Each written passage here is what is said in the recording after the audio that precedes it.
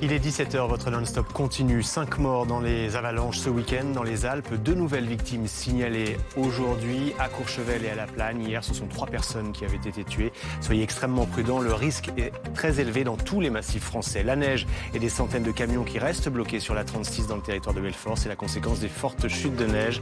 On sera en direct avec Pierre-Olivier Dantan dans un instant. Au programme également la colère des agriculteurs et la mobilisation qui se poursuit. Des barrages filtrants sur le port du Havre.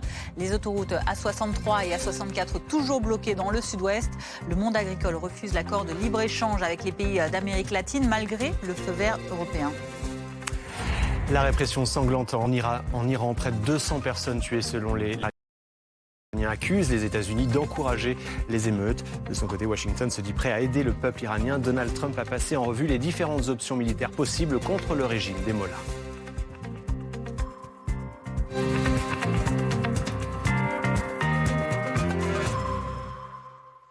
Mais on commence donc avec ce week-end marqué par les avalanches meurtrières. Je vous le disais, 5 morts dans les Alpes en 2 jours. 2 nouvelles victimes signalées dans le département de la Savoie. La prudence doit être maximale car le manteau neigeux reste extrêmement instable. Mathéo Rivière. Ce week-end sur les pistes, attention, il y a danger. Météo France place une grande majorité des massifs français en alerte très élevée. Un risque d'avalanche de 4 sur 5. Le prévisionniste invite à la vigilance et rappelle qu'un drame peut vite arriver.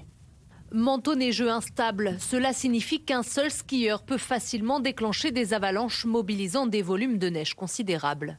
Mais alors comment expliquer une telle alerte ? Selon les spécialistes, les récentes conditions météorologiques favorisent les coulées de neige.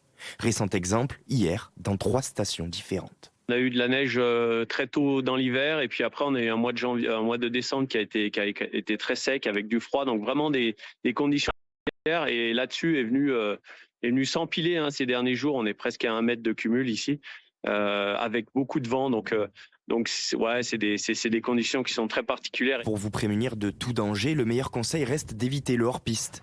Mais si vous avez tout de même prévu d'explorer en dehors des sentiers, voici 3 conseils à appliquer. Préparer les itinéraires, c'est-à-dire étudier sur les cartes quels sont les itinéraires qui sont fréquentables et qui contournent les pentes à plus de 30 degrés, se renseigner sur les conditions qui sont dans ce secteur-là, c'est-à-dire est-ce qu'il y a des antécédents d'avalanche, est-ce qu'il y a des observables qui ont pu être notifiés, et puis surtout s'équiper. Le triptyque DVA, le détecteur de victimes d'avalanche, l'appel et la sonde sont les seuls outils qui vont permettre l'autosauvetage en cas de problème. En 2025, 21 personnes ont perdu la vie dans les montagnes françaises, emportées par une avalanche. Anne Marty, notre invitée présidente du domaine skiable de France, avec rien que ce matin dans le département de la Savoie, 6 alertes d'avalanche, 6 avalanches qui ont été déclenchées. Et donc ce nouveau bilan, on le disait, de 5 morts et ce risque évalué à 4 sur 5 sur l'échelle européenne des dangers. Anne Marty, ça représente vraiment une gravité extrême et il faut être très vigilant. Vous avez très largement relayé ces appels à la prudence qui ont été lancés par Météo France, mais par tous les professionnels de la montagne. Malheureusement, effectivement, ils n'ont pas été suivis par un certain nombre de personnes. Alors, l'appel de la montagne est fort, on le sait, les conditions sont incroyables, il a fait beaucoup de neige et du coup, ça donne vraiment envie, mais on ne peut que relayer ces appels à la prudence. Le risque est de 4 sur 5 et malheureusement, les morts de ce week-end qui nous attristent énormément, nous rappellent que la nature a toujours raison. Et justement, la nature, on parle de ce manteau neigeux qui est instable. Qu'est-ce que ça veut dire concrètement ? Qu'est-ce qui le favorise ? Alors, les hauteurs de neige, il est tombé beaucoup de neige en très peu de temps. À certains endroits, il est tombé entre 1 et 2 mètres de neige dans un laps de temps très court, avec un manteau dessous qui n'était pas prêt à recevoir ces quantités-là. Et aujourd'hui, un skieur en passant peut complètement décrocher une plaque de neige et du coup, le manteau part et on des vidéos aujourd'hui, j'ai vu des vidéos sur les réseaux sociaux de skieurs qui s'en sont sortis mais qui se sont fait prendre et qui se sont fait très peur et qui ont publié en disant écoutez, je me sentais forte et je rappelle que la montagne, c'est dangereux et que les conditions aujourd'hui ne sont pas réunies pour faire du hors-piste.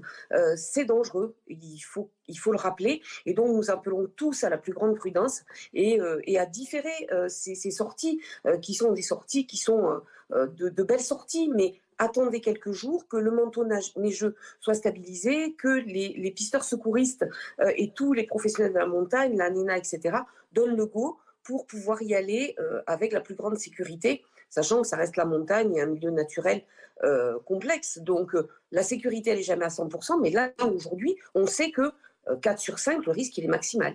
Vous dites qu'il y a une forme d'inconscience, au fond, à faire du hors-piste dans les conditions telles qu'on les connaît aujourd'hui. Oui, le risque, il est là, on le sait. Donc, les gens qui font ces choix-là, c'est des choix qui sont personnels. Mais j'attire l'attention aussi de ces gens qui sont tentés d'y partir dans le fait que, en faisant ces choix-là, ils mettent aussi en difficulté les secouristes, les sauveteurs qui vont venir à leur secours. On a vu qu'un certain nombre d'entre eux étaient partis, même pas équipés de DVA. C'est vraiment de l'inconscience. C'est quoi les DVA, juste pour nos téléspectateurs? C'est des outils de détection de victimes d'avalanche, c'est-à-dire que ça émet un signal et ça permet de localiser la personne très rapidement quand 2 mètres de neige au-dessus d'elle, évidemment, il faut aller le plus vite possible. Parfois, les hauteurs sont moindres. Si le DVA est là et que la personne est parfaitement identifiée, qu'on sait très rapidement où elle est, eh bien, les personnes qui interviennent vont pouvoir la sortir et lui sauver la vie. Merci beaucoup. Le DVA, c'est quelque chose qui sauve la vie, en fait. Et puis, autre conséquence de la neige ces derniers jours, l'alerte neige-verglas levée dans l'est de la France, mais la galère continue sur la 36 dans le territoire de Belfort. On vous retrouve sur place, Pierre-Olivier Dantan. Il y a des centaines de camions qui restent toujours bloqués sur le bas-côté de l'autoroute.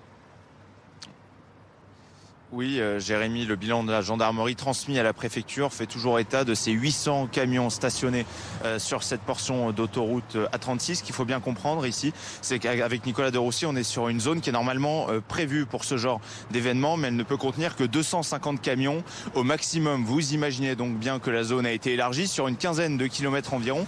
Et Nicolas de Roussy va vous montrer, parce qu'en fait, ces camions, ils sont stationnés sur la bande d'arrêt d'urgence, mais aussi sur la voie de droite. Et tous ces véhicules qui circulent, ces véhicules légers, ils sont sur la voie de gauche, ils circulent à grande vitesse. Il faut donc rester extrêmement vigilant. Et donc cet arrêté préfectoral, il a été levé tout à l'heure en début d'après-midi. Les camions vont donc pouvoir, pour ceux qui le veulent, repartir à partir de 22h. On a pu discuter avec des chauffeurs poids lourds, pour la plupart russes, ukrainiens, roumains, qui nous ont expliqué qu'ils préféreront repartir demain dès l'aube, passer une dernière nuit dans leur cabine, parce qu'en fait ces chauffeurs, ils sont habitués à passer la nuit dans leur camion. On a aussi vu du personnel de la Croix-Rouge faire des maraudes, donner du thé, du café, de la nourriture à ces chauffeurs pour les aider à tenir le coup. Mais en tout cas, ce qu'il faut, partiront, pour ceux qui le veulent, à partir de 22h ce soir, pas avant, parce que vous le savez, il y a le repos dominical et ces camions ne sont pas autorisés à circuler sur l'autoroute le dimanche.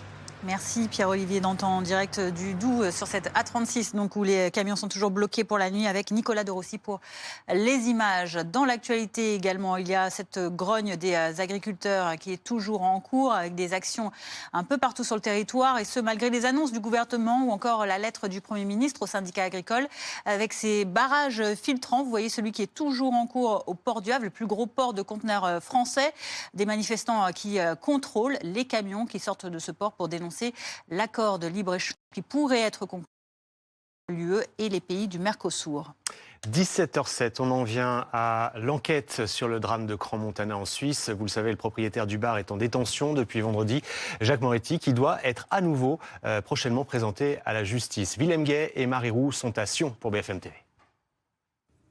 Oui, effectivement, théoriquement, Jacques Moretti devrait être présenté sous 48 heures après son incarcération devant le tribunal des mesures de contrainte. À ce stade, il n'est pas certain qu'une audience ait lieu. Jacques Moretti, qui a donc été incarcéré vendredi après-midi après une audition qui a duré plus de 6 heures. Le ministère public a estimé qu'il y avait un réel risque de fuite au regard de ses déclarations, de son parcours et de sa situation en Suisse comme à l'étranger. Actuellement, le magistrat du tribunal des mesures de contrainte, c'est l'équivalent en France du juge de la détention et de la liberté, examine la situation de Jacques Moretti et doit statuer sur son maintien en détention ou sur la mise en place de mesures substantielles, c'est-à-dire le port d'un bracelet électronique ou encore l'interdiction de quitter le territoire suisse. Selon nos informations, cette procédure pourrait se dérouler sans audience, notamment si Jacques Moretti accepte son placement en...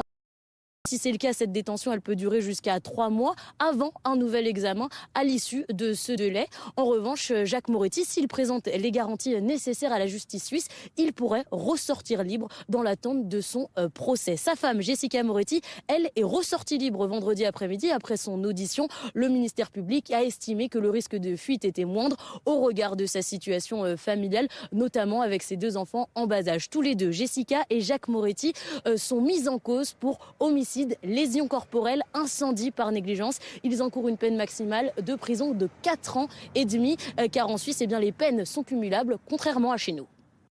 Également dans l'actualité internationale, cette répression sanglante à huis clos. 192 morts au moins selon une ONG en Iran pour ces 15 derniers jours.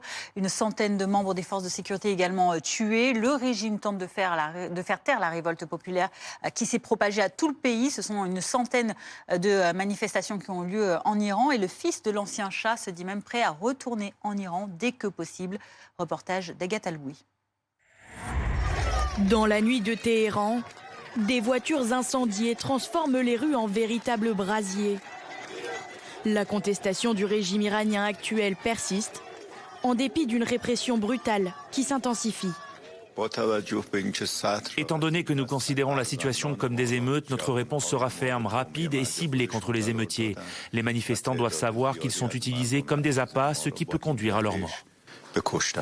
Malgré la coupure totale d'Internet imposée par l'État, des images continuent de circuler, comme cette vidéo d'une mosquée en flammes, image symbolique d'une contestation qui cible directement le pouvoir religieux.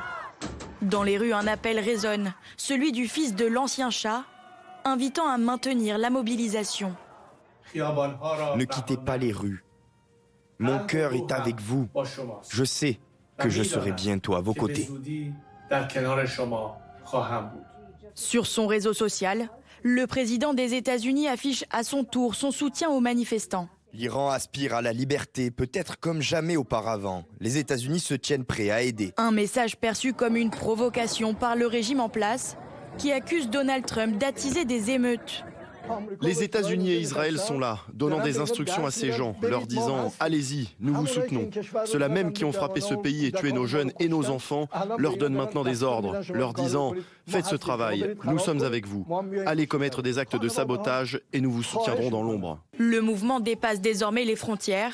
À Londres, un manifestant a osé un symbole fort en escaladant l'ambassade iranienne pour remplacer le drapeau du régime actuel par celui de l'ancien régime monarchique. Iranien qui se retrouve sous une double pression, on vient de le voir, pression populaire, mais aussi une pression militaire. Les États-Unis se disent prêts à intervenir. Axel Monnier, vous êtes en direct de Washington. Washington qui est en train d'examiner les différentes options militaires. Oui, le président des États-Unis s'est vu présenter différentes options, y compris celle de cibler par des frappes des installations militaires iraniennes, notamment celles qui permettent de lancer la répression contre les manifestants.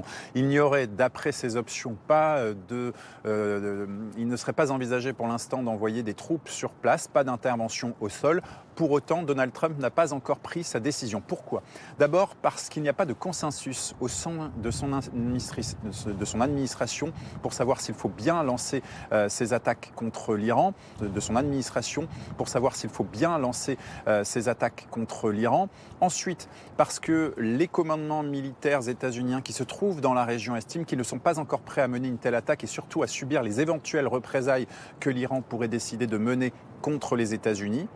Et puis la troisième option, c'est de savoir si ces attaques, ces frappes ne seraient pas contre-productives. En effet, souvent, en Iran, lorsque des manifestations comme celle-ci éclatent, elles sont menacées d'être qualifiées d'être anti-iraniennes et pro-américaines, ce qui pourrait entraîner un soutien envers le régime actuel, et c'est évidemment pas ce que veut faire Donald Trump. Alors pour le moment, donc, il n'y a pas eu de décision qui a été prise, mais elles sont clairement envisagées et sur la table. La preuve, c'est que Marco Rubio, le secrétaire d'État, s'est entretenu avec le Premier ministre israélien hier Benyamin Netanyahou. Et parmi les nombreux sujets qu'ils ont évoqués ensemble, justement, les possibles frappes américaines contre l'Iran. Tiens, aux manifestants iraniens se tiennent un peu partout, vous l'avez vu à Londres, mais c'est le cas également à Paris. On va prendre la direction de la place Victor Hugo pour retrouver Capucine Diez. Capucine, il y a des centaines de personnes qui sont mobilisées aujourd'hui en soutien au pays.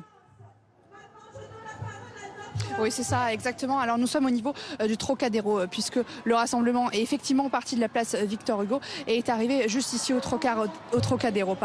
Des centaines de personnes, effectivement, sont ici pour manifester leur soutien au peuple iranien qui est dans les rues depuis plusieurs jours et qui subit une répression des autorités. Et pour en parler, justement, je suis avec vous, Farimeh. Vous êtes iranienne. C'était important pour vous d'être ici aujourd'hui?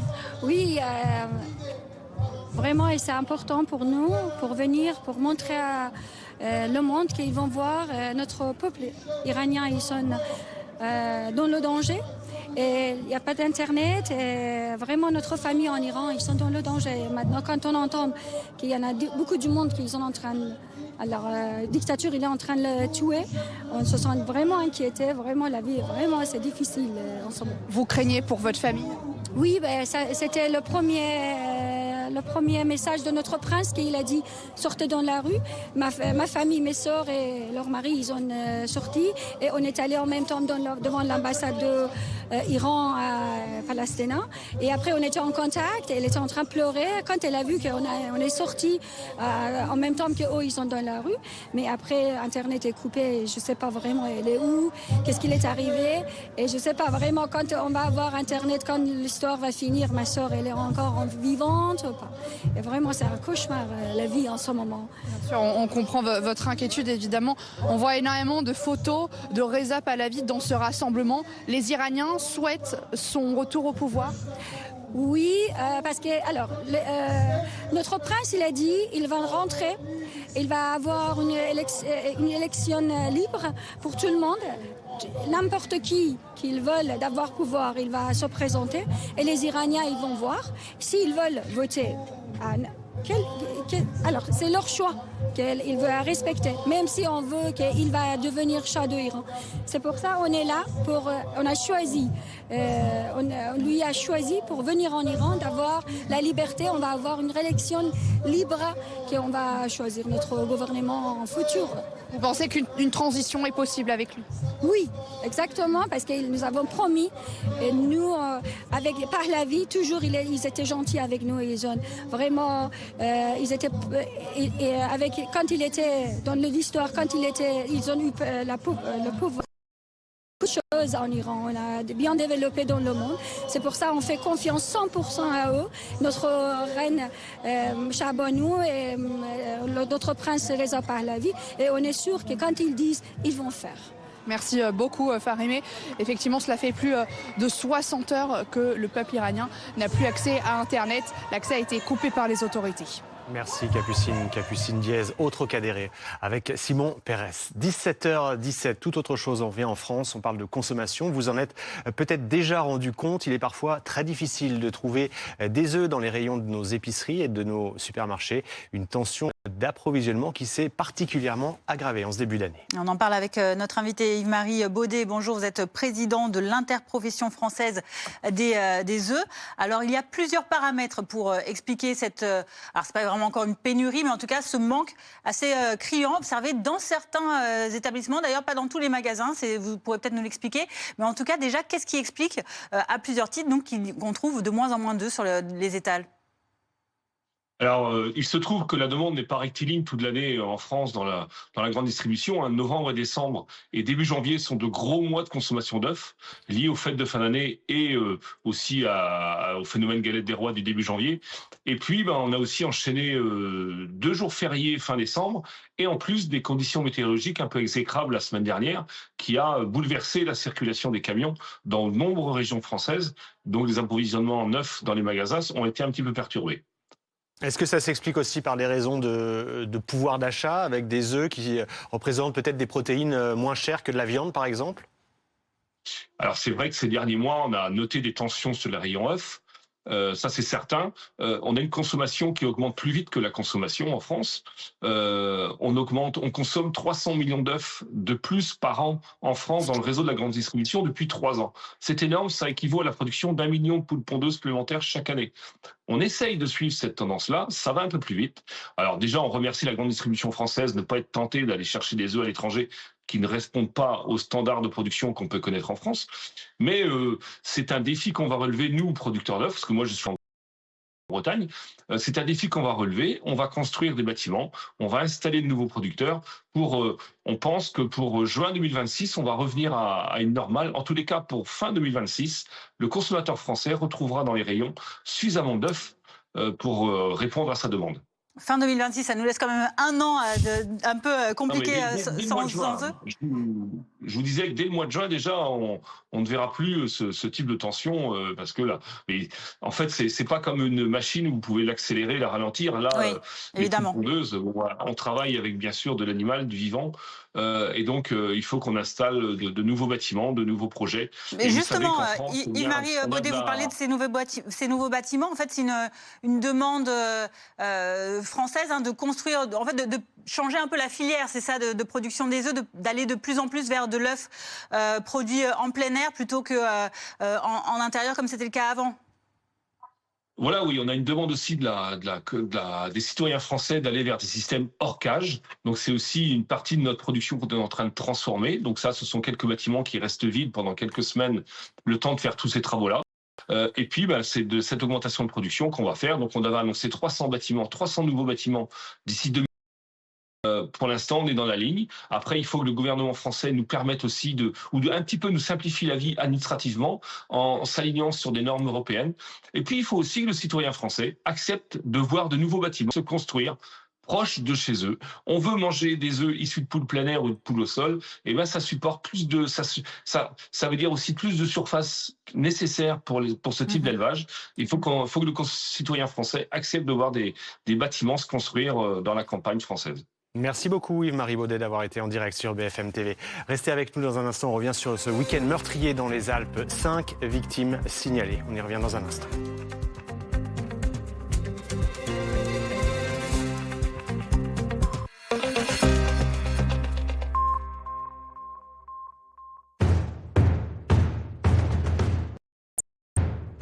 Avec les portes blindées Torchman Metal, votre sécurité et sérénité. Voici la muse de l'histoire. Son père, Zeus, l'a chargée d'être la gardienne du passé. Mais un jour, lassée de ce monde trop figé, elle a voulu créer quelque chose de différent qui porterait son nom. Clio.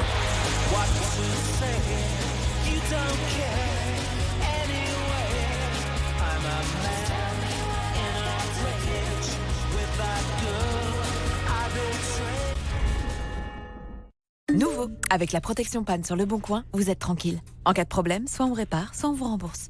Allez, au dodo maintenant. Pas avant de savoir quand ça s'éteint exactement. Le Bon Coin, le bon pour tous. Citroën SM. Découvrez le coupé sport Maserati de 1971 à travers de passionnants fascicules et construisez sa reproduction fidèle à l'échelle 1/8. Le numéro 1, 50 centimes. J'ai perdu combien avec Comme J'aime ? 17 kilos. 17 kilos. Je te l'avais dit, Comme J'aime, ça fonctionne. Et oui, ça a fonctionné pour nous, on a perdu du poids en mangeant tout ça. Du couscous, du poulet basquez et le fameux chili con carne. Et en plus, en ce moment, écoutez bien, offre exceptionnelle. Comme J'aime propose le premier colis à moitié prix. C'est-à-dire que vos repas sont à partir de 1,96 € au lieu de 3,92 €. Alors pour profiter de votre premier colis à moitié prix, appelez le 0800 37 37 37 ou rendez-vous sur commej'aime.fr. C'est important.fr. Avant, le mal de dos gâchait mes nuits. Avec le matelas Perco, j'offre à mon dos un confort ultime. Et à moi, de meilleures nuits. Perco a créé le meilleur matelas pour soulager notre dos avec des professionnels de santé. Testé par un laboratoire indépendant, sa technologie Body Adapt répartit idéalement mon poids pour soulager mes points de tension.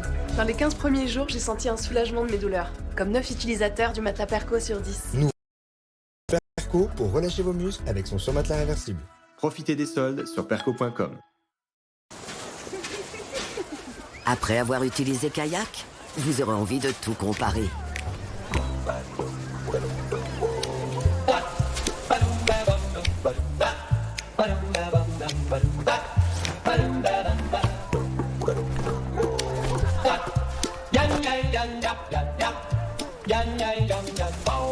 Sur Kayak, comparez les prix des vols, hôtels et locations de voitures en seulement quelques clics. Kayak, découvrez par vous-même.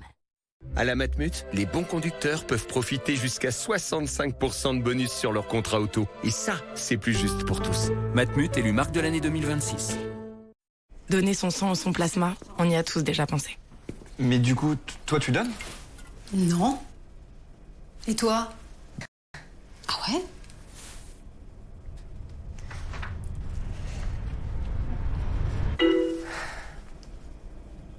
Et vous, votre prochain don, c'est pour quand?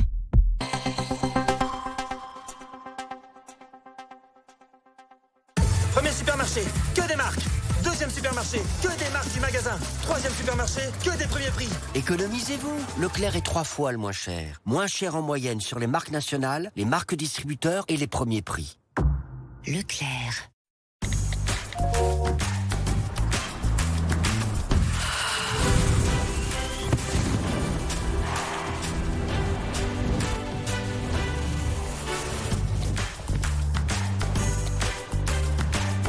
Nouvelle Suzuki Swift Hybrid. Place à l'exaltation. Bravo! Vous trouvez toujours le bon plan, le resto cool, le chemin le plus court. Faites pareil pour votre compte. Nickel, c'est un compte avec une carte, un RIB et une appli. Sans paperasse, avec plaisir. Nickel, tout simplement. En 5 minutes, chez tous nos buralistes et sur nickel.eu. Il y a tellement de raisons de célébrer la vie. Et autant de façons de célébrer une vie. Célébrer une personnalité. Une qualité et même quelques défauts. PFG sera toujours à vos côtés. Alors en cas de décès, appelez-nous au 3012. De jour comme de nuit. Avant, comme j'aime, avec 17 kilos en plus, monter les escaliers, c'était vraiment compliqué. Aujourd'hui, avec 17 kilos en moins, je les grimpe super facilement. J'ai appelé comme j'aime. Quand on m'a dit que j'étais en obésité modérée, je me suis dit, c'est parti, je commence comme j'aime. Et j'ai perdu 15 kilos en 8 mois. Moi, c'est le reflet d'un miroir. Je ne me regardais plus dans un miroir. Maintenant, je peux. Et des fois, je prends même un petit peu de plaisir. Alors, pour savoir si vous êtes en situation de surpoids ou d'obésité et perdre du poids, rendez-vous sur comej'aime.fr. Comej'aime.fr. Chaque jour, votre animal vous dit « je t'aime » à sa manière. Alors offrez-lui vous aussi une vraie preuve d'amour. Ultra Premium Direct, des croquettes de qualité sans céréales et fatrapremiumdirect.com. Il en faut peu pour être heureux, vraiment très peu pour être heureux. Il faut se satisfaire du nécessaire. Un peu d'eau fraîche et de verdure que nous prodigue la nature. Quelques rayons de miel et de soleil. Il en faut peu pour être heureux, vraiment très peu pour être heureux. Il en faut vraiment peu, très peu pour être heureux, vraiment très peu pour être heureux. Il en faut vraiment peu, très peu pour être heureux. Yellow Village, artisan du bonheur. Oh yes, I'm the great pretender. Standing around doing well.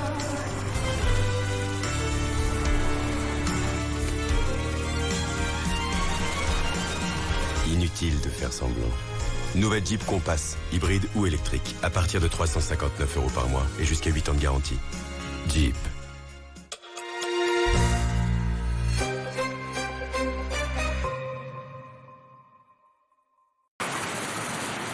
Installez-vous confortablement pour regarder la météo avec Maison XXL, mobilier design et décoration. Votre météo avec le coin du LMNP.fr. Investissement immobilier clé en main et pour tous les budgets. Le coin du LMNP.fr. La météo avec paruvendu.fr. Sur paruvendu.fr, achetez et vendez votre véhicule d'occasion près de chez vous. On n'est pas là pour vous jouer de la flûte. Regardez plutôt la météo avec un vrai expert en canalisation. La compagnie des déboucheurs.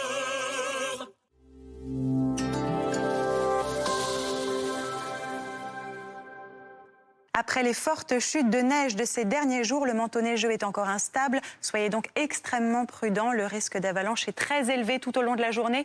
Pour les Vosges, les Alpes, le Massif central ou encore les Pyrénées, la grisaille persiste au nord-est du pays. Une nouvelle perturbation arrive par la pointe bretonne, mais c'est bien ensoleillé, notamment pour ce quart sud-est. Du côté des températures, c'est encore un peu frais, mais ça va très bientôt changer. 2 degrés au nord-est du pays, 4 à Paris ou à Lyon, 10 degrés à Bordeaux, 15 degrés à Perpignan. Et demain, donc, toucher la moitié nord du territoire, du moins en matinée, avec des pluies parfois soutenues. Ce sera notamment le cas au sud de la Bretagne. Et puis attention vraiment au lever du jour. En fin de nuit, les sols sont encore gelés au nord-est du pays. Il y a donc un important risque de verglas. Pour la moitié sud, ce sera un simple voile nuageux. Attention encore une fois au risque d'avalanche. Il sera encore présent sur le Massif central, la Savoie ou encore les Vosges. Dans l'après-midi, ce flux de sud, avec les rafales de vent qui y sont associées, va repousser progressivement cette perturbation. Et donc, ça devrait s'améliorer en cours de journée en direction de l'Île-de-France. Le flux de sud fait aussi remonter de l'humidité de Méditerranée. Pour les températures, eh bien, ça va vraiment s'améliorer. C'est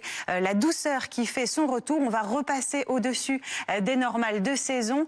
Au lever du jour, 11 degrés à Rennes, 6 à Paris, 4 degrés à Perpignan, 11 pour le Pays Basque. Et dans l'après-midi, là, on va avoir des températures plus agréables, des températures à 2 chiffres. Ça fait du bien. 10 degrés à Lille, 12 à Paris, jusqu'à 18 degrés du côté de Biarritz. C'était la météo avec Maison XXL, mobilier design et décoration. C'était votre météo avec le coin du LMNP.fr. Investissement immobilier clé en main et pour tous les budgets. Le coin du LMNP.fr. C'était la météo avec paruvendu.fr. Sur paruvendu.fr, achetez et vendez votre véhicule d'occasion près de chez vous. On n'était pas venu vous faire des claquettes. C'était la météo avec un vrai expert en canalisation. La compagnie des déboucheurs. À la une de BFM Non-Stop, à 17h30, ce bilan qui s'alourdit dans les Alpes. On compte désormais 5 morts dans plusieurs avalanches qui ont eu lieu depuis hier, notamment aujourd'hui à La Plagne et à Courchevel avec ces 2 nouvelles victimes. Un Britannique est mort à La Plagne. Un risque fort d'avalanche est toujours signalé de niveau 4 sur 5. Vous le voyez, les moyens opérés pour secourir les victimes sont très importants. Il faut être vigilant. Nous serons avec des experts et des journalistes sur place dans un instant. Port du Havre à 64 ou encore à 63 au Pays Basque, malgré les promesses de la ministre de l'Agriculture et un courrier du Premier ministre. Les agriculteurs poursuivent leur blocage aujourd'hui et ils dénoncent encore et toujours l'accord prochain entre l'Union européenne et les pays du Mercosur. On sera avec Chloé Giraud qui est au Havre sur place dans un instant. Les propriétaires du Constellation à Crans-Montana, bientôt fixés sur leur sort. La justice doit préciser dans les prochaines heures, d'ici demain en tout cas au maximum, les mesures coercitives retenues contre eux dans l'attente d'un procès. Les détails dans ce journal. Et puis en Iran, les manifestations contre le régime des mollahs embrassent tout le pays. La répression est sanglante. Près de 200 protestataires tués. Les États-Unis et Israël apportent leur soutien au peuple iranien. Décryptage dans cette édition.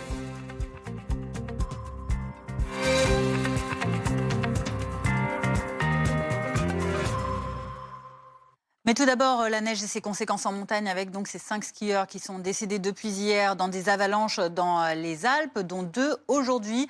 L'un à La Plagne, il s'agit d'un Britannique, et l'autre à Courchevel, avec un risque fort d'avalanche. Météo France émet ce niveau 4 sur 5. Ça a commencé vendredi déjà, c'est encore maintenu a priori jusque pour le début de semaine. Météo France qui rappelle donc la plus grande prudence et à ne pas pratiquer le ski hors piste. Et on est en ligne avec Timothée. Bonjour, merci d'être avec nous. Vous êtes journaliste à Courchevel. Il y a d'importants moyens qui ont donc été déployés ces dernières heures pour venir en aide aux skieurs en difficulté. Oui, en effet, la gendarmerie nous indique qu'il y a à peu près une vingtaine de gendarmes qui sont actuellement mobilisés. Les opérations sont toujours en cours. 4 hélicoptères sont également mobilisés depuis le début de journée, avec 2 de la gendarmerie et 2 autres de la sécurité civile et des pompiers. Et la gendarmerie nous indique également qu'il y a 3 enquêtes qui ont été déclenchées aujourd'hui suite à la découverte des personnes ensevelies sous la neige. Il faut savoir aussi qu'aujourd'hui, le risque d'avalanche était de 4 sur 5, à savoir qu'il était extrêmement important et que sur les pistes, de nombreux pisteurs appelaient à la prudence et demandaient aux skieurs de faire attention, et rappelaient également qu'il ne fallait pas les faire du hors-piste si on n'était pas tout simplement en capacité de skier sur ces pistes parfois dangereuses et avec le matériel nécessaire. Merci beaucoup Timothée Boudet pour ces premières informations donc, en ce qui concerne Courchevel, donc, qui est concerné par ce décès d'un skieur aujourd'hui. Un week-end donc, marqué par ces avalanches meurtrières. On vous rappelle donc ce bilan des déjà 5 morts en 2 jours. Des nouvelles victimes aujourd'hui et la prudence maximale sur ce manteau neigeux qui reste extrêmement instable. C'est ce que rappelle Météo France. Reportage de Mathéo Rivière. Ce week-end sur les pistes, attention, il y a danger. Météo France place une grande majorité des massifs français en alerte très élevée. Un risque d'avalanche de 4 sur 5. Le prévisionniste invite à la vigilance et rappelle qu'un drame peut vite arriver. Manteau de jeu instable, cela signifie qu'un seul skieur peut facilement déclencher des avalanches mobilisant des volumes de neige considérables. Mais alors comment expliquer une telle alerte ? Selon les spécialistes, les récentes conditions météorologiques favorisent les coulées de neige. Récent exemple, hier, dans 3 stations différentes. On a eu de la neige très tôt dans l'hiver et puis après on a eu un mois de décembre qui a été très sec avec du froid. Donc vraiment des conditions particulières et là-dessus est venu s'empiler ces derniers jours. On est presque à 1 mètre de cumul ici avec beaucoup de vent. Donc c'est des conditions qui sont très particulières. Pour vous prémunir de tout danger, le meilleur conseil reste d'éviter le hors-piste. Mais si vous avez tout de même prévu d'explorer en dehors des sentiers, voici 3 conseils à appliquer. Préparer les itinéraires, c'est-à-dire étudier sur les cartes quels sont les itinéraires qui sont fréquentables et qui contournent les pentes à plus de 30 degrés, se renseigner sur les conditions qui sont dans ce secteur-là, c'est-à-dire est-ce qu'il y a des antécédents d'avalanche, est-ce qu'il y a des observables qui ont pu être notifiés, et puis surtout s'équiper. Le triptyque DVA, le détecteur de victimes d'avalanche, l'appel et la sonde sont les seuls outils qui vont permettre l'autosauvetage en cas de problème. En 2025, 21 personnes ont perdu la vie dans les montagnes françaises, emportées par une avalanche. Voilà, soyez extrêmement prudents évidemment dans tous les massifs français et particulièrement dans les Alpes. Pour la seule matinée donc, de ce dimanche, la préfecture de Savoie a recensé au moins 6 avalanches dans les domaines skiables du département. Anne Marty est présidente des domaines skiables de France. Elle était notre invitée tout à l'heure et elle alertait notamment sur les risques que l'on prend pour soi-même lorsqu'on skie hors piste, mais aussi pour les sauveteurs. Écoutez. Le risque, il est là, on le sait. Donc, les gens qui font ces choix-là, c'est des choix qui sont personnels. Mais j'attire l'attention aussi de ces gens qui sont tentés d'y partir dans le fait que, en faisant ces choix-là, ils mettent aussi en difficulté les secouristes, les sauveteurs qui vont venir à leur secours. On a vu qu'un certain nombre d'entre eux étaient partis, même pas équipés de DVA. C'est vraiment de l'inconscience. Et on est en ligne avec Frédéric Bonnevie. Bonjour, vous êtes directeur du domaine skiable d'Aurel. Tout d'abord, est-ce qu'on peut faire le point avec vous sur ces dangers que font courir les skieurs hors piste avec ce bilan, on le rappelle, de 5 victimes déjà depuis hier? Alors, on a peut-être perdu la connexion avec Frédéric Bonnevie. On va essayer de se reconnecter dans un instant.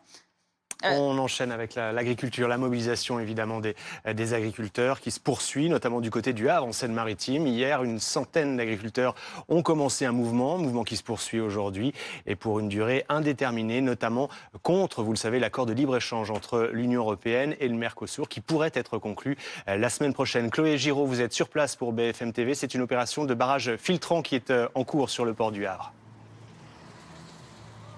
Effectivement, oui, un lieu qui n'a pas été choisi au hasard puisque c'est ici que transitent de nombreuses marchandises, de nombreuses denrées alimentaires qui sont importées de l'étranger. Et l'objectif de ces agriculteurs, c'est de pouvoir contrôler justement les camions qui vont circuler ici. Jean, votre cible privilégiée, ça va vraiment être les...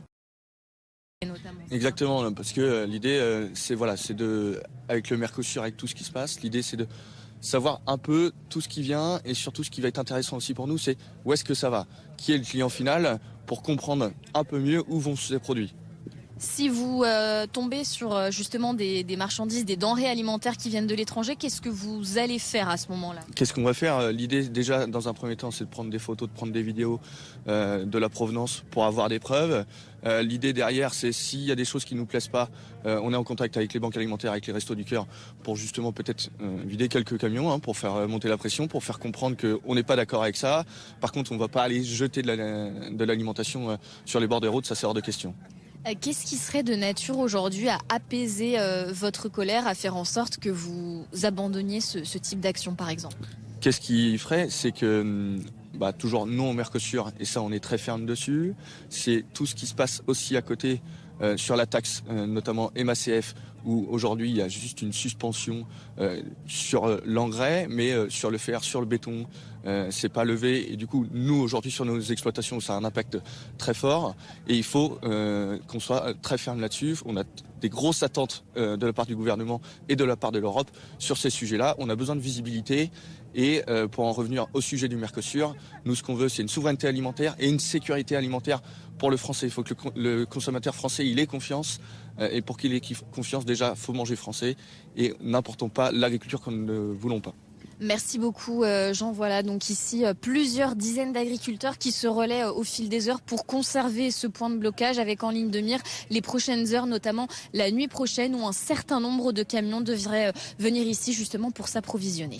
Merci Chloé Géraud, en direct donc du port du Havre avec Corentin Guistaud pour les images. Dans l'actualité également, il y a les suites de l'enquête sur l'incendie meurtrier de la Saint-Sylvestre à Crans-Montana en Suisse et les propriétaires de Constellation qui ont donc été entendus vendredi par le ministère public et qui attendent d'être fixés par un tribunal sur les mesures coercitives qui ont été prises contre eux.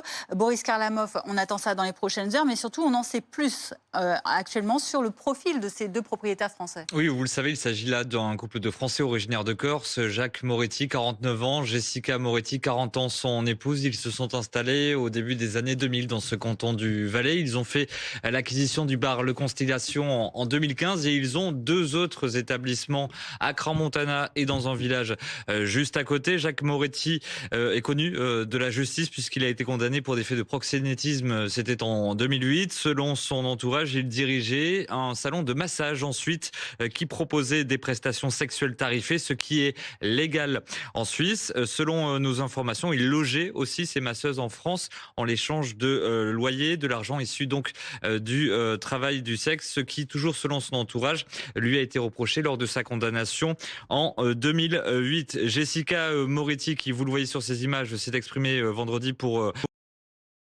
d'excuses aux victimes. En 2012, elle prenait la pause en quelque sorte dans le cadre d'une campagne de promotion pour le film Le Dictateur avec Sacha Baron Cohen. C'est une opération de promotion qui s'est déroulée à l'occasion du festival de Cannes. Vous la trouvez donc à droite de cette image. Jessica Moretti, qui a donc été remise en liberté, qui est ressortie libre, du tribunal du ministère public vendredi dernier. Et à ce stade, donc, Jacques Moretti, qui est toujours dans l'attente de savoir si son placement en détention va ou non être confirmé par le tribunal des mesures de contrainte. Réponse d'ici à demain soir ou mardi peut-être. Et on suivra tout ça de près, effectivement. Merci Boris. La politique et le casse-tête du budget qui sera de retour à l'Assemblée nationale mardi prochain, avec toujours l'ombre du 49.3 pour faire adopter ce projet de loi de finances. On en parle avec vous, Marie Chantrey, chef du service politique de BFM. Il y a beaucoup de voix qui se sont élevées ces dernières heures pour, au fond, appeler, pousser peut-être le Premier ministre à utiliser justement ce 49.3. En effet, serait-ce en effet le retour en grâce de ce mal-aimé outil constitutionnel, le 49.3 ? On a appris il y a quelques heures seulement qu'une réunion de la dernière chance, voilà comment on pourrait la qualifier, se tiendrait demain à Bercy avec les groupes parlementaires qui le souhaitent, hors RN, hors LFI. Mais on se demande bien à quoi cela va servir tant on est loin en l'état d'un accord qui puisse permettre un vote. Alors en effet, pourquoi ne pas appuyer sur le bouton 49.3 ?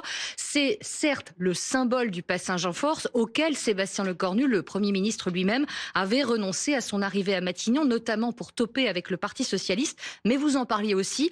Tout le monde demande désormais ce 49.3 car voter un budget, c'est s'inscrire dans la majorité pour beaucoup. C'est aujourd'hui non merci. Avec le 49.3, on peut très bien s'abstenir sur une motion de censure qui suivrait derrière, notamment avec l'EPS qui ne voterait pas cette motion de censure et par défaut donc le texte finit par être adopté. Tout le monde demande à ce qu'on en finisse et c'est vraiment spectaculaire ces dernières heures de voir à quel point cette option fait consensus chez des personnalités que tout oppose en effet.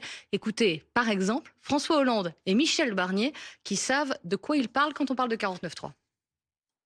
Je sais que ce n'est pas une procédure qui est particulièrement enthousiasmante, mais il se trouve là, dans la situation dans laquelle on est, quelle est la seule procédure qui permet démocratiquement de faire adopter le budget. Moi, je pense qu'il ne peut pas faire autrement que de déclencher le 49.3. D'ailleurs, je n'ai pas tellement compris pourquoi, dès le début de son mandat, il avait annoncé à l'avance qu'il n'utiliserait pas le 49.3. J'aime beaucoup cette formule, c'est pas enthousiasmant, voilà l'euphémisme, mais très clairement c'est seulement la seule option de sortie et dans le gouvernement, même si on le dit à Matignon, rien n'est tranché, clairement dans le narratif, la sémantique, eh bien le vocabulaire évolue. Amélie de Montchalin disait encore il y a quelques jours qu'elle n'excluait rien qui puisse donner à la fin un budget aux Français. Un conseiller du gouvernement me disait tout à l'heure, il va falloir un budget avant la fin janvier, le comment, ça reste à voir.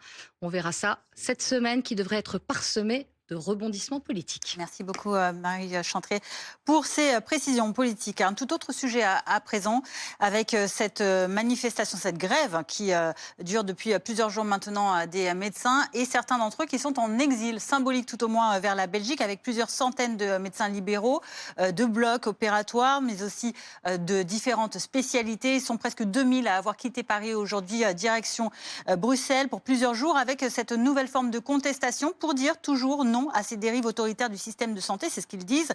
Objectif, éviter les réquisitions en allant ainsi à Bruxelles et travailler également à des propositions. Et on est en ligne justement avec le docteur Philippe Landowski. Bonjour, merci d'être en direct avec nous. Vous êtes chirurgien gynécologue. Vous participez à cette mobilisation. Quelles sont vos principales revendications? Qu'est-ce que vous réclamez concrètement? On réclame d'être enfin écouté. La vraie problématique c'est l'éloignement de ceux qui décident. On part à Bruxelles pour montrer ce qui se passe dans la réalité. Dans la réalité, ceux qui définissent l'objectif et les projets de soins en France sont très très éloignés de la réalité et du quotidien de chaque médecin. C'est ça qui nous révolte avant tout. Alors, vous allez à Bruxelles, on le disait, parce qu'en restant en France, vous pourriez être réquisitionné. Or, vous voulez montrer justement l'importance, c'est ça aussi, de votre pratique ? Absolument. Sachant que dans notre cas, un certain nombre n'ont pas pu venir parce qu'ils étaient réquisitionnés. Et c'est pour cette raison que nous partons là-bas. Nous avons des réunions de travail pour devenir une force de proposition qui devient absolument essentielle puisque les décisions qui sont prises ne tiennent absolument pas compte de la réalité du terrain. Le terrain du médecin généraliste, du médecin spécialiste, du chirurgien, du psychiatre, du diabétologue, tout ce qui touche le quotidien des Français est aujourd'hui dicté par des objectifs soit comptables, soit administratifs. Il faut savoir qu'aujourd'hui, pour 10 minutes un quart d'heure de consultation, il va y avoir derrière 5 minutes d'administratif et d'informatique sur des serveurs qui ne fonctionnent pas forcément. Et ça, c'est plus possible. Est-ce que vous avez une idée du nombre d'opérations qui vont être annulées ou reportées la semaine prochaine avec ce mouvement dans les cliniques privées ? Écoutez, vous savez que l'ensemble du secteur libéral représente près de 60% des actes chirurgicaux en France, ce qui veut dire que la semaine prochaine, il va y avoir 60% d'activités chirurgicales en moins dans chaque département, chaque région. Vous ne craignez pas que les services d'urgence des hôpitaux publics déjà saturés, on le rappelle, il y a une période de grippe aussi qui sature ces services, ne le soient d'autant plus? On comprend évidemment votre geste, mais est-ce que vous ne craignez pas que ça désorganise totalement l'accès aux soins? Il est évident que 3 jours sans médecin libéral, c'est compliqué, mais 30 ans à l'avenir d'une médecine libérale qui aura été confisquée, détruite pas à pas, ce sera infiniment pire que les 3 jours qui viennent. Là, on voit que vous êtes en route pour la Belgique. Combien de temps vous pensez passer sur place?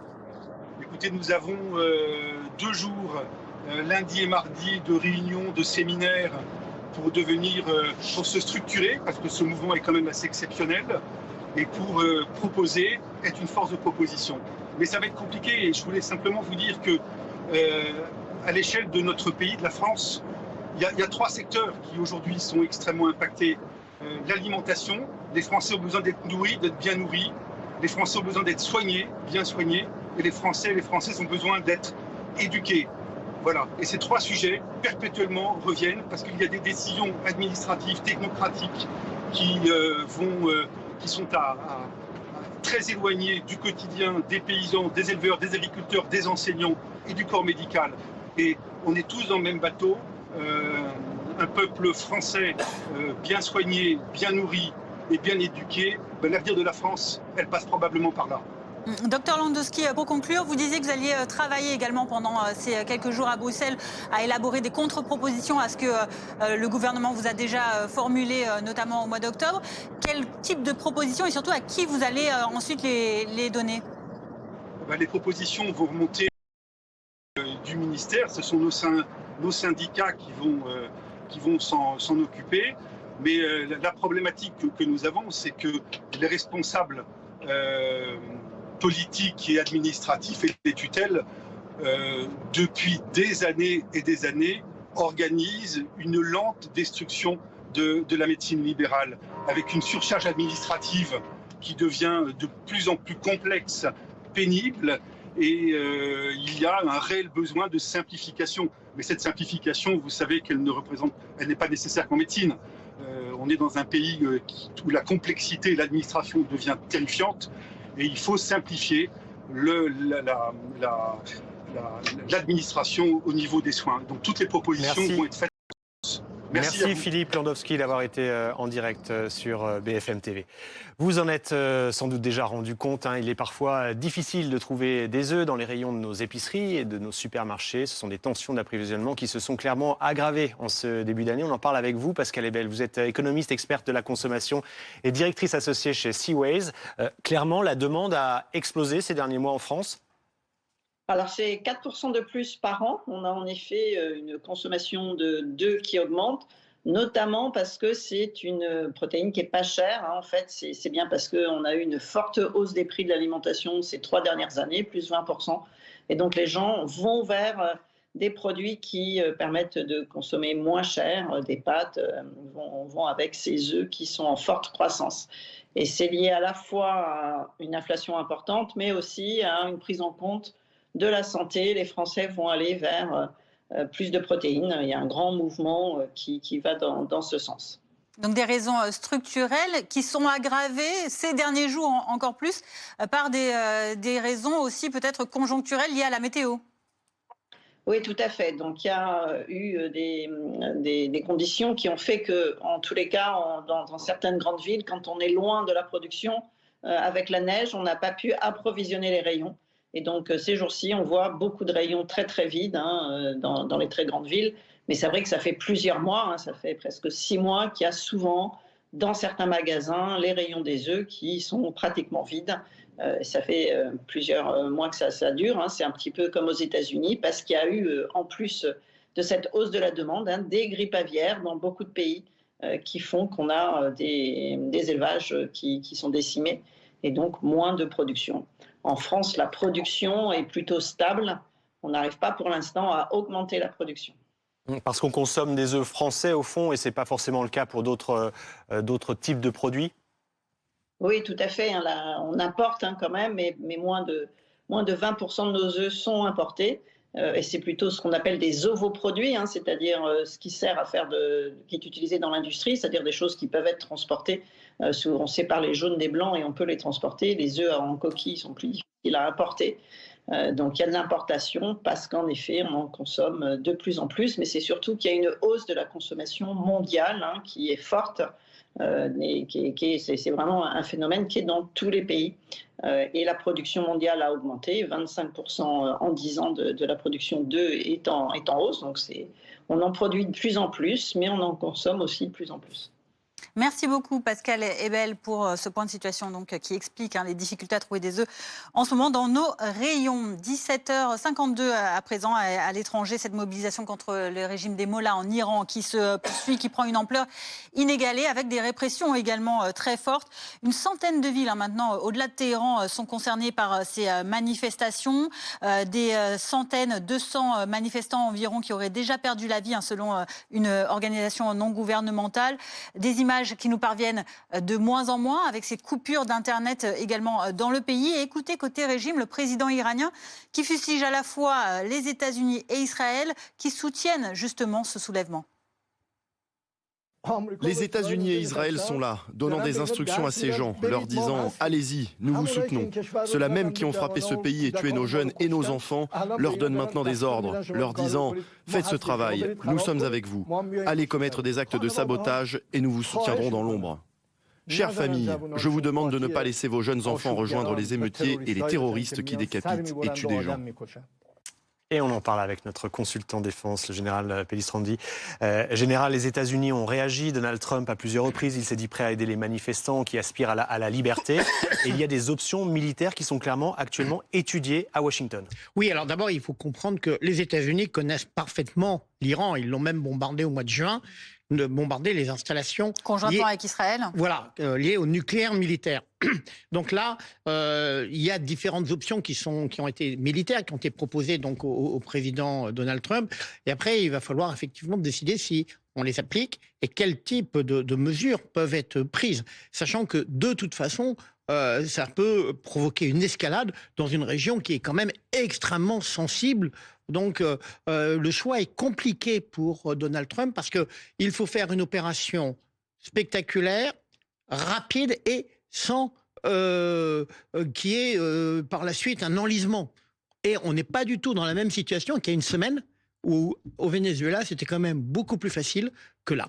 Il y a aussi la position d'Israël, on le disait, qui est aussi concernée par peut-être des représailles ensuite de l'Iran, puisque Benyamin Netanyahou soutient lui aussi la position de la population qui soulève. Oui, et c'est bien ça la problématique, c'est que le pouvoir iranien dispose notamment d'une capacité de missiles balistiques. Tous n'ont pas été détruits et ils en ont refabriqué. Et ces missiles balistiques peuvent frapper à la fois Israël, ce qui avait été le cas donc précédemment, mais aussi les bases américaines qui sont dans la région. On pense en Arabie Saoudite ou au Qatar. Donc c'est pour ça que pour Donald Trump, le choix des options reste compliqué parce qu'il ne faut pas qu'il y ait une escalade, notamment pour répondre à sa propre opinion publique qui ne souhaite pas une escalade et renouveler ce qui s'était passé en Irak il y a une vingtaine d'années. Alors, il y a beaucoup de déclarations du fils de l'ancien Shah d'Iran ces dernières heures. La dernière en date, c'était il y a moins d'une heure. Il se dit prêt à retourner en Iran dès que possible. Est-ce que ça peut être une alternative, une solution de transition, l'avenir au fond de l'Iran? Alors, l'avenir, peut-être pas. Il est une des figures de l'opposition. Alors, ce qui est compliqué, c'est qu'il n'y a pas une opposition structurée. Il y a des opposants. Lui est une des figures. Alors, très clairement, il a fait comprendre qu'il n'était pas question de restaurer le régime de son père, le Shah d'Iran qui avait été chassé en 1979, mais il ne jouit pas forcément d'une popularité immense. Donc c'est ça ce qui est compliqué.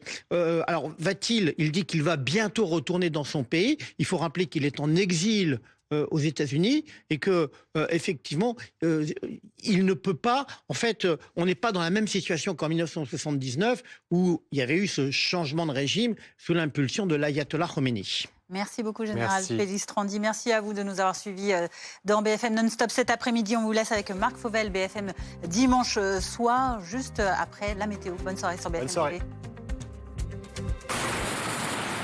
Installez-vous.